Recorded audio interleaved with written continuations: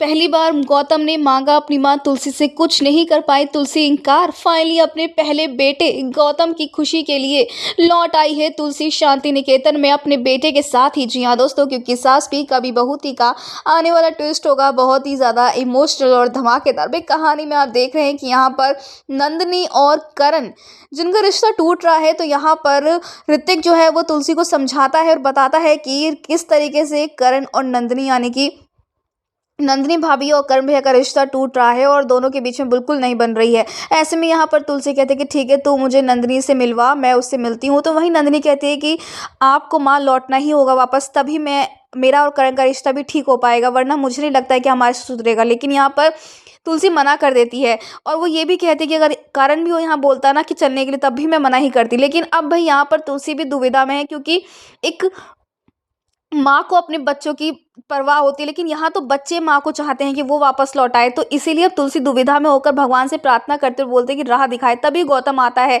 अब गौतम ये बात बोलता है कि उसे आज तक वो प्यार नहीं मिला, वो चीज़ नहीं मिली जो कि उसे मिलनी चाहिए थी। तुलसी से वो कहता है कि आप अपने दिल पर हाथ रखिए, पूछे क्या आपने सच में मुझे प्यार दिया है बराबरी का। जहाँ तुलसी वाकई में माफ़ी मांगते हुए बोलती है कि हाँ, मुझसे भूल तो हुई है, लेकिन इतना बड़े परिवार, इन सबको संभालते संभालते, रिश्ता संभालते संभालते मुझसे चूक हुई है।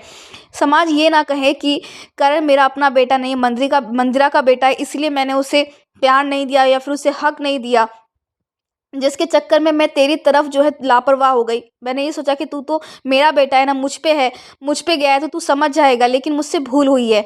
लेकिन मैं समझ सकती हूँ कि तुझ पे क्या बीत रही है। जहाँ पर गौतम फाइनली उसकी आंखों में भी आंसू आते हैं और वो मांगता है अपनी माँ से पहली बार कोई चीज़ की, माँ आपने आज तक तो मुझे कुछ नहीं दिया है ना, मैंने आपसे कभी कुछ मांगा, लेकिन आज पहली बार मांग रहा हूँ, आप शांति निकेतन वापस चली जाओ। जिसके बाद यहाँ पर जब तुलसी का कोई जवाब नहीं मिलता है, तो गौतम कहता है कि मैं समझ गया कि आपका जवाब ना ही है, आप हमेशा की तरह मुझे नहीं देना चाहते जो मैंने मांगा है। लेकिन तुलसी यहाँ पर बोलती है कि तू मेरा पहला बेटा था, मेरी पहली औलाद थी, और तूने मुझसे पहली बार कुछ मांगा है तो मैं मना नहीं कर सकती हूँ।